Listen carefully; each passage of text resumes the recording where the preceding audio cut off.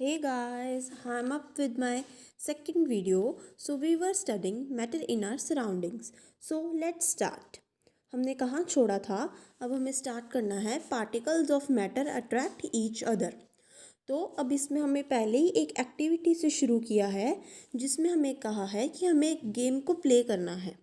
Play this game in the field make 4 groups. इसमें हमें कहा है कि तुम 4 ग्रुप्स बनाओ and form human chains as suggested. उन्होंने कहा है कि 4 ग्रुप्स बनाओ ह्यूमन चेन्स की जिसमें ह्यूमंस हो और वो चेन बना रहे हो। The first group should hold each other from the back. अब इसमें कहा है हमने 4 ग्रुप्स बनाने हैं। तो जो पहला ग्रुप है वो जैसे इस हम फोटो में देख पा रहे हैं फिगर 1.3, वो ऐसे खड़े हों बिहू डांस की तरह, ठीक है। और सेकंड ग्रुप कैसे खड़ा हो, वो अपने हाथों को पकड़ के एक चेन बना रहा हो, होल्ड नहीं करना, हाथों को पकड़ना है। और थर्ड ग्रुप में क्या कहा है कि वो बस एक दूसरे को फिंगर टिप से टच करेंगे। और फोर्थ ग्रुप क्या करेगा, इन ह्यूमन चेन्स को ब्रेक करने की कोशिश करेगा। So which group was the easiest to break, why. अब इसमें कहा है कि कौन सा ग्रुप को हमें तोड़ना सबसे ज़्यादा आसान था और क्यों। तो हमें कौन से ग्रुप को तोड़ना आसान था, जिसने एक दूसरे को फिंगर से टच किया हुआ था, क्योंकि उसमें फोर्स ऑफ अट्रैक्शन सबसे कम था। क्योंकि पहले वाले में तो उन्होंने एक दूसरे को पकड़ा हुआ था, दूसरे वाले में हैंड्स होल्ड किए हुए थे, पर तीसरे वाले में तो जस्ट एक फिंगर ही थी, तो उसे हमें हटाना सबसे ईजी था। If we consider each student as a particle of matter, which group the particles held each other the maximum force। उन्होंने कहा है कि अगर हम इन ह्यूमंस को पार्टिकल समझें तो कौन से ग्रुप ने सबसे ज़्यादा मैक्सिमम फोर्स लगाया और वो कौन से पार्टिकल्स को कहा जाएगा। तो हम कहेंगे कि इसमें फर्स्ट ग्रुप ने सबसे ज़्यादा अट्रैक्टिवली एक दूसरे को होल्ड किया हुआ है, क्योंकि उसको तोड़ना सबसे ज़्यादा मुश्किल है। अब दूसरी एक्टिविटी आती है activity 1.7। Take an iron nail, a piece of chalk and a rubber band. Try breaking them by hammering, cutting और stretching. In which of the above 3 substances do you think the particles are held together with greater force। अब इन्होंने कहा है एक कील ले लो, iron nail, a piece of chalk, एक चॉक ले लो, और एक रबर बैंड ले लो, जो मतलब हम नॉर्मली घर में यूज़ करते हैं। उसको हम हथौड़े से मारने की कोशिश करें, काटने की कोशिश करें या फिर खींचने की कोशिश करें। तो इसमें से कौन सा हमें सबसे ज़्यादा मुश्किल देगा, काटने में, हथौड़ा मारने में या फिर स्ट्रेच करने में। तो हमें सबसे ज़्यादा मुश्किल देगा लोहे की कील, क्योंकि वो बहुत ज़्यादा मजबूत है और लोहे की है, उसके जो पार्टिकल्स हैं वो एक दूसरे से अट्रैक्टिवली जॉइंड हैं। Next activity activity 1.8। Open a water tap, try breaking the stream of water with your fingers. Were you able to cut the stream of water? What would be the reason behind stream of water remaining together. अब उन्होंने कहा है कि हम एक tap को open कर लें और उसमें अपनी फिंगर को घुसाएं, मतलब कि हम देखें कि क्या वो वाटर की स्ट्रीम हमारी फिंगर से कट हो रही है। तो ऑब्वियसली यस, क्योंकि जो वाटर के मॉलिक्यूल्स हैं वो इतने ज़्यादा टाइटली बाउंड नहीं होते, तो फिर से वो वाटर एक एक साथ ही फ्लो करने लग जाएगा। The above 3 activities 1.6, 1.7 and 1.8 suggest that particles of matter have force acting between them. This force keeps the particles together. The strength of this force of attraction varies from one kind of matter to another. अब हमें इन तीनों activities से ये पता चलता है कि जो मैटर है उनके बीच में एक फोर्स ऑफ अट्रैक्शन होता है, पर मैटर के कंडीशन के हिसाब से हर एक फोर्स की अट्रैक्शन भी अलग अलग होती है। Questions, which of the following are matter. अब इसमें हमें पूछा है कि कौन सी चीज़ इसमें से मैटर है। तो when let's recall the definition of matter. Matter क्या था, जिसके पास वॉल्यूम थी और जो स्पेस ऑक्यूपाई करता था। तो क्या चेयर मैटर है? यस। एयर मैटर है? Yes. Love? No. Smell? No. Hate? No. Almonds? Yes. Thought? No. Cold? No. Cold drink? Yes. Smell of perfume? Yes. Second question, give reasons for the following observations. The smell of hot sizzling food reaches you several meters away, but to get the smell from cold food you have to go close. अब इसमें कहा है कि जो गरम गरम घर में खाना बनाते हैं उसकी स्मेल तो हमें बहुत दूर से आ जाती है, पर जब हमारा खाना ठंडा हो जाता है उसकी स्मेल हमें नहीं आती और उसकी स्मेल लेने के लिए हमें उसके बहुत पास जाना पड़ता है। तो इसका हमें रीज़न देना है। तो इसका रीज़न क्या होगा? Because the particles of hot sizzling food possesses large kinetic energy. जो मैंने क्या कहा था पिछली वीडियो में, जिसका टेम्परेचर ज़्यादा होगा उसकी काइनेटिक एनर्जी पार्टिकल्स की ज़्यादा होगी। तो इसमें हॉट हमने फूड बनाया है तो उसके पार्टिकल्स की एनर्जी ज़्यादा होगी क्योंकि उसका टेम्परेचर अभी ज़्यादा है, इसलिए उसके पार्टिकल्स हवा में जल्दी से फैलेंगे। और कोल्ड फूड की काइनेटिक एनर्जी कम होगी क्योंकि उसके पार्टिकल्स का टेम्परेचर अभी बहुत कम है। Third question, a driver is able to cut through water in a swimming pool, which property of matter does this observation show. उन्होंने कहा है एक जो डाइवर होता है, जो स्विमर होता है, वो वाटर पूल में वाटर को चीरते हुए स्विम करता है। ऐसा कैसे पॉसिबल है? क्योंकि पार्टिकल्स के पास स्पेस है, लिक्विड के पार्टिकल्स के पास स्पेस है, फोर्स ऑफ अट्रैक्शन उनमें इतना स्ट्रॉन्ग नहीं है। Fourth question, what are the characteristics of the particles of matter. अब इसमें कहा है पार्टिकल्स ऑफ मैटर के कैरेक्टरिस्टिक्स क्या क्या होते हैं। तो कैरेक्टरिस्टिक्स क्या क्या होते हैं? All matter is composed of very small particles which can exist independently। अब इसमें कहा है ऑल मैटर्स के पार्टिकल्स बहुत स्मॉल होते हैं जो कि एनवायरनमेंट में इंडिपेंडेंटली एग्जिस्ट कर सकते हैं। Second point, particles of matter have space between them. इन्होंने कहा है कि जो पार्टिकल्स होते हैं मैटर के उनमें स्पेस होता है, चाहे वो कम हो, चाहे थोड़ा हो, चाहे ज़्यादा हो। Particles of matter are continuously moving. जो पार्टिकल्स होते हैं मैटर के वो कॉन्टीन्यूसली मूव करते रहते हैं। Particles of matter attract each other. जो मैटर के पार्टिकल्स होते हैं वो एक दूसरे को अट्रैक्ट भी करते हैं। So next, states of matter. अब हम पढ़ने जा रहे हैं स्टेट्स ऑफ मैटर। हमें छोटी क्लासेस से पढ़ाया जा रहा है कि मैटर की 3 बेसिक स्टेट्स होती हैं, सॉलिड, लिक्विड एंड गैस। अब हम इसे और फर्दर स्टडी करेंगे। Observe different types of matter around you. What are its different states? We can see that matter around us exists in 3 different states: solid, liquid and gas. These states of matter arise due to the variation in the characteristics of particles of matter. वैसे ही इन्होंने कहा है कि matter की 3 states होती हैं, solid, liquid and gases, और इनके पार्टिकल्स में वेरिएशन होता है उनके स्टेट के हिसाब से। Now let's study about the properties of these 3 states of matter in detail. The solid state. Activity 1.9. Collect the following articles: a pen, a book, a needle and a piece of thread. Sketch the shape of the above articles in your notebook by moving a pencil around them. इन्होंने कहा है कि ये सारे articles हमें collect करने हैं और इनकी शेप हमें नोटबुक में ड्रॉ करनी है उनकी आउटलाइन को लेके। Do all these have a definite shape, distinct boundaries and a fixed volume. क्या इन सब के पास एक डेफिनेट शेप है, डिस्टिंक्ट बाउंड्रीज है और क्या एक फिक्स्ड वॉल्यूम है? Obviously yes. What happens if they are hammered, pulled or dropped. अब इन्होंने कहा है अगर क्या होगा जब हम इन्हें हथौड़ा मारेंगे, इन्हें खींचेंगे या फिर इन्हें छोड़ देंगे, ड्रॉप कर देंगे। Are these capable of diffusing into each other. क्या ये एक दूसरे में डिफ्यूज़ हो सकते हैं, एक दूसरे में घुल सकते हैं? ऑब्वियसली नो, बिकॉज ये सब क्या है? सॉलिड सब्सटेंसेज हैं। क्या हम एक पेंसिल और एक रबड़ को एक दूसरे में मिक्स कर सकते हैं? नहीं। Try compressing them by applying force. Are you able to compress them? अब इन्होंने क्या कहा है, उनको कंप्रेस करने को, उन्हें दबाने की कोशिश करो, क्या वो दब रहे हैं? No.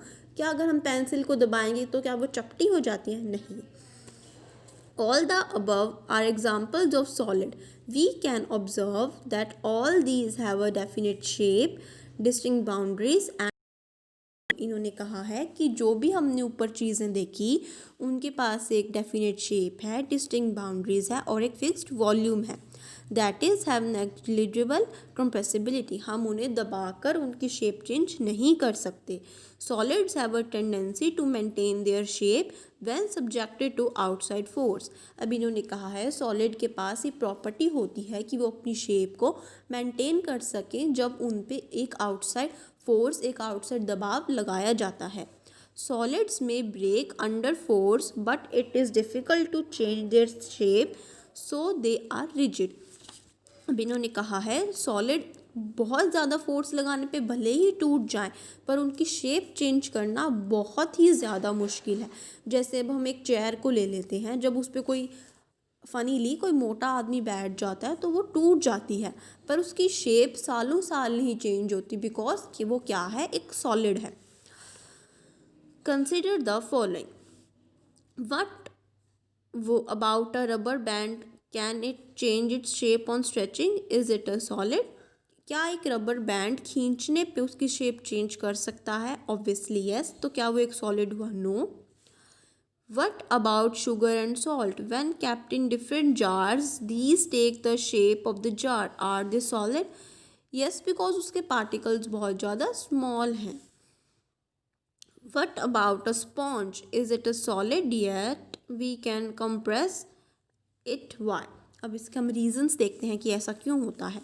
All the above are solids as उन्होंने कहा है कि ऊपर वाली सभी चीज़ें solid हैं. A rubber band changes shape under force and regains the same shape when the force is removed.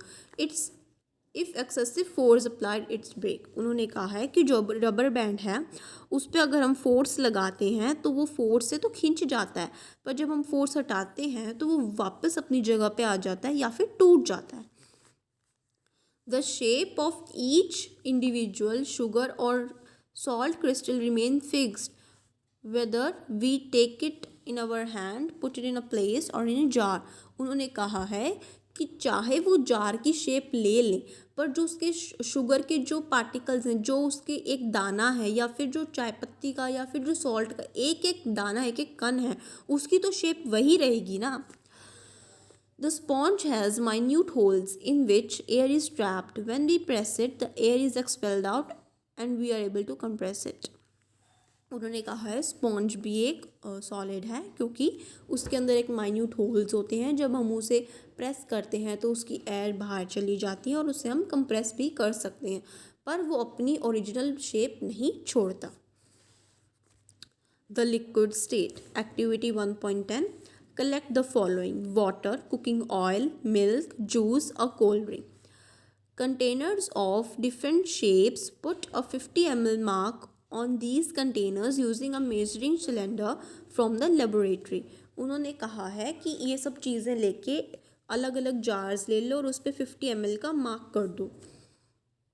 What will happen if these liquids are split on the floor? अगर हम इन सब लिक्विड्स को ज़मीन पे फैला दें तो क्या होगा? वो ज़मीन पे फैल जाएंगे, उनकी शेप चेंज हो जाएगी. Measure 50 ml of any one liquid and transfer into different containers one by one. Does the volume remain the same? उन्होंने कहा है कि हम 50 मिलीलीटर के लिक्विड को अलग अलग जार्स के शेप में डालते हैं तो क्या उसका वॉल्यूम चेंज हो जाएगा? तो यस, उसका वॉल्यूम चेंज हो जाएगा. Does the shape of the liquid remain the same? क्या उसका लिक्विड का शेप सेम रहेगा? नो, बिकॉज हमने जार की शेप चेंज किया है तो लिक्विड की शेप भी चेंज होगी क्योंकि जो लिक्विड है वो जार की शेप ले लेगा. When you pour the liquid from one container into another, does it flow easily? क्या जब हम एक लिक्विड को एक कंटेनर से दूसरे कंटेनर में डाल रहे थे तो उससे हम इजीली वो पोर हो रहा था? ऑब्वियसली यस, बिकॉज वो क्या है? लिक्विड है. We observe that liquids have no fixed shape but have a fixed volume. उनके पास कोई fixed shape नहीं होती but fixed volume ज़रूर होता है. They take up the shape of the container in which they are kept. वो उस container की शेप को ले लेते हैं. Liquids flow and change shape so they are not rigid but can be called fluid. वो rigid नहीं होते हैं, वो पानी की तरह फैल जाते हैं. Refer to activities 1.4 and 1.5 where we saw that solids and liquids can diffuse into liquids. उन्होंने कहा है कि जो सॉलिड और लिक्विड्स होते हैं वो दोनों ही लिक्विड में मिक्स हो सकते हैं. The gases from the atmosphere diffuse and dissolve in water. अब जो गैसेज हैं वो भी वाटर में घुल मिल सकती हैं. These gases, especially oxygen and carbon dioxide, are essential for survival of aquatic animals and plants. अभी इन्होंने कहा है कौन सी गैसेस, जैसे कि ऑक्सीजन और कार्बन डाइऑक्साइड, वो कि जो बहुत ज़रूरी हैं जिंदा रहने के लिए aquatic plants and animals के.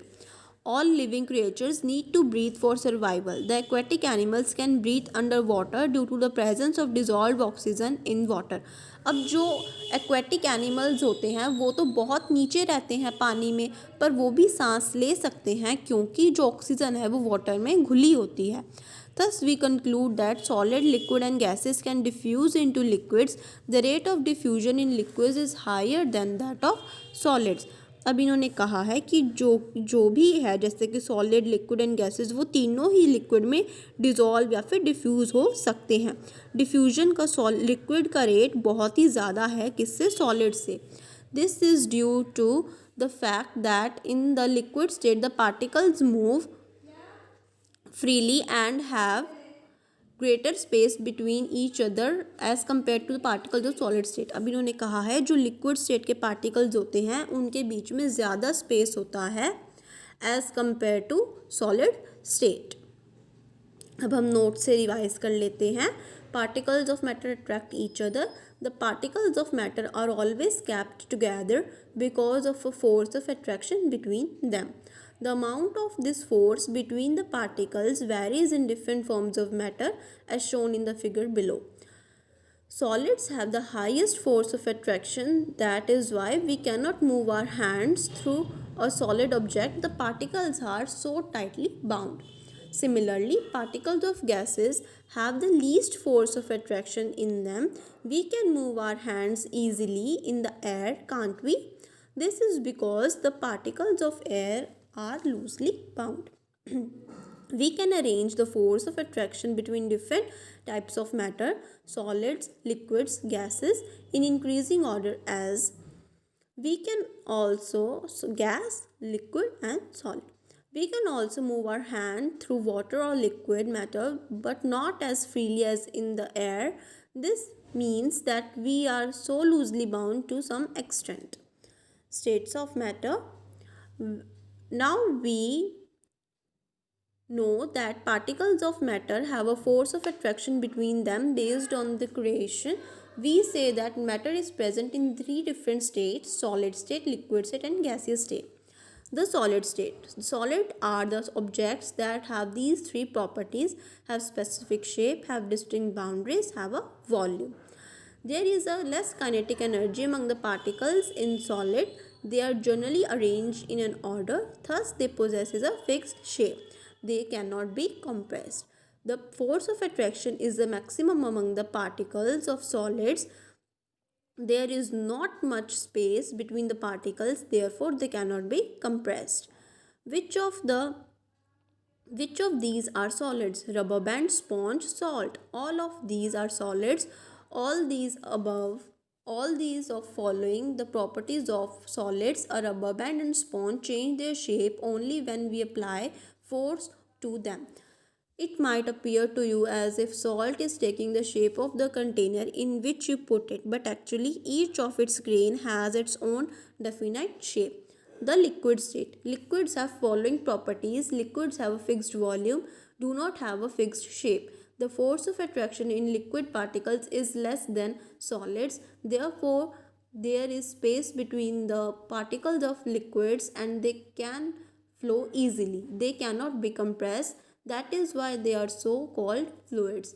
Particles of liquids arrange each other in is not fixed. You might have seen that liquids take the shape of the container in which we put them.